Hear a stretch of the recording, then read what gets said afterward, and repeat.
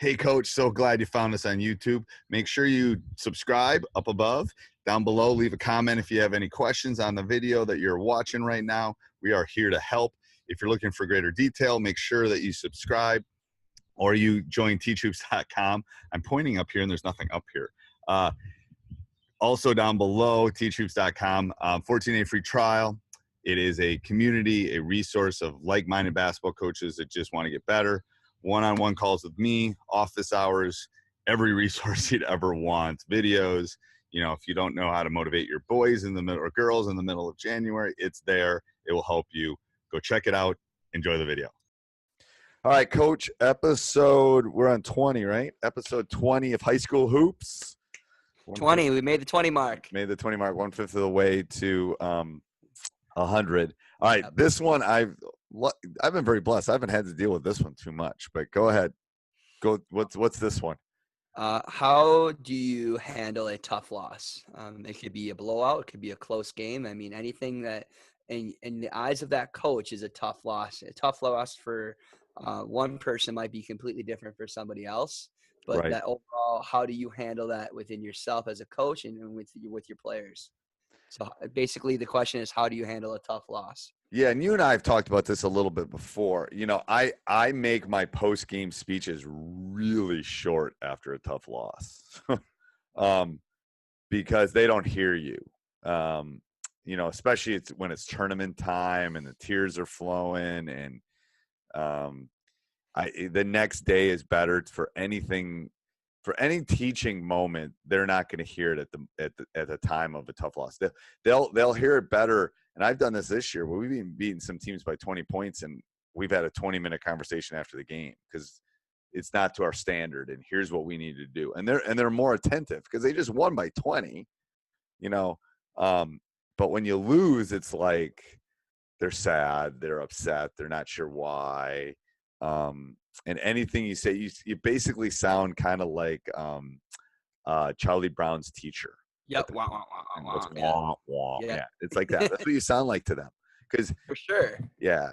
So it's better off to think, and when usually I talk to my coaches, we'll talk before I go in the locker room, and then we'll talk after. And that's where I'll jot stuff down. It's like, okay, we got to talk to this kid, or we need to talk about this tomorrow, or we got to show them this. And then they'll be much more attentive toward it later. So I think that's one of the big things that I've learned in 30 years is, you know, if you really want to get something out of the loss, it's got to be a delayed satisfaction or reaction to the specific thing. I put down, don't dwell. I mean, it's part of it. You're going to win, you're going to lose sometimes. Yeah. It's really hard, especially during the season.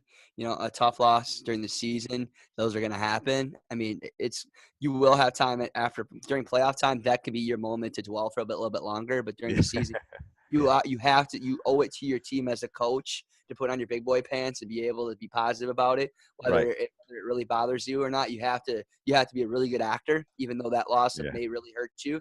Yep. You owe it to your kids. And then I think you can dwell a little bit more after the season. I mean, like if you've lost in the state championship game or you've lost or the state finals when you're undefeated, you dwell for a while. Trust me.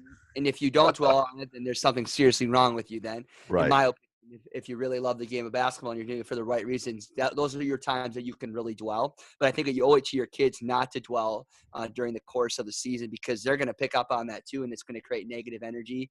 And you as a coach become the energy vampire. It talks about it. If you've ever read the book Energy Bus, which is awesome. Continue to emphasize on the process. You might, as a younger team, you might have some more tough losses throughout it, and keep emphasizing the process. The process, we're constantly building on things. Try to find positive things. Like, well, this is a really good team in the conference. We're going to be really good by the end of the year. Constantly having that sense of dialogue. Yep. One big mistake that I made in my younger years of coaching is don't try to change everything around a bad loss. So if you're going to, like, sometimes you have such a bad loss, you've had a couple bad losses in a row, and you want to just change everything and throw everything out, throw a brand new offense in and try to do all these huge changes. I think you got to be really careful about that. Because you only can do so much in a given practice. I think I made that mistake where this isn't working, so we got to throw this all out. And, right. it starts to get to you, and you got to be really careful on that. Make some minor adjustments and start thinking about, well, okay, what Yep. can we do to make better? Yep. And I think that minor adjustment thing is big because, like we were just saying in the last episode about, I gave my guy some time to relax and gave him some time off a couple episodes ago. And in my head, then I was going, okay, what's working, what's not working? Not after, it's harder after. You want to do more things after a loss. It's better to have reflection on that, not after a loss. Like we have 4 out of bounds plays in. We tanked our worst one statistically, and we put a new one in. It's a minor tweak. We kept 3 of them. We got rid of the one that was the least effective. We tweaked it. We put in some pressure because we need, so it's those minor little tweaks. We're not like saying this offense is going away and we're going to start something brand new. That won't work after a loss, and you'll just be scrambling forever if you do that. And a lot of times it's things happen in a repetitive nation. So like if you've gotten beat baseline 7 or 8 times in the course of a game, that could be the reason why your defense is breaking down. So if you sit back and you reflect on that, all right, we're going to spend a lot of time working on not getting, if your defense is working about not getting beat baseline, that's a minor adjustment that you can work within your practice. You don't have to, throw in 5 new defenses to fix that problem, Right.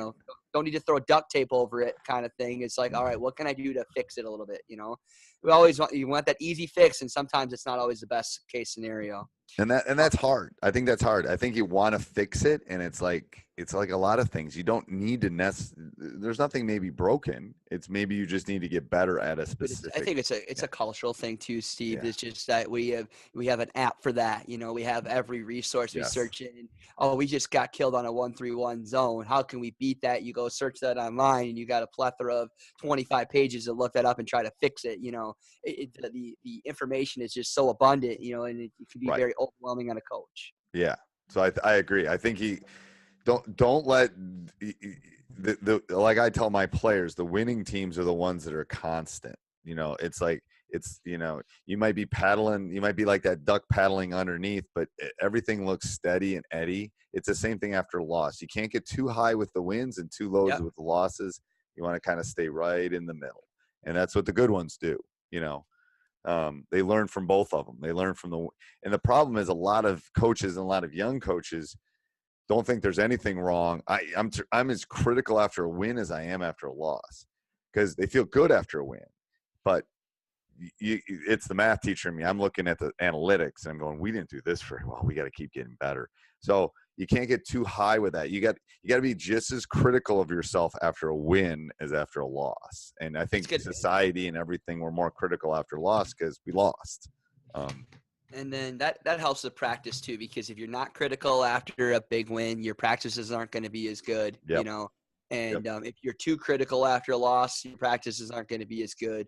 So I think the way to really end this episode is finding that even balance and constantly trying to stay in an even flow, feeling good about where you're at as a team, I think that's huge. It's that steady Eddie. Yes. Yep, steady Eddie is the. I think we end this episode with the steady Eddie philosophy. Steady Eddie is the good way. All right. Yes, till next week. Great, all right. Thanks. See you. Bye. Hey, Coach, hope you liked that video. If you're looking for more videos just like that, check out teachhoops.com up above or down below in the show notes. I do not think you'll be disappointed. One-on-one calls, office hours, you name it. It's there for you. Learn from me. Let me help you become a better coach.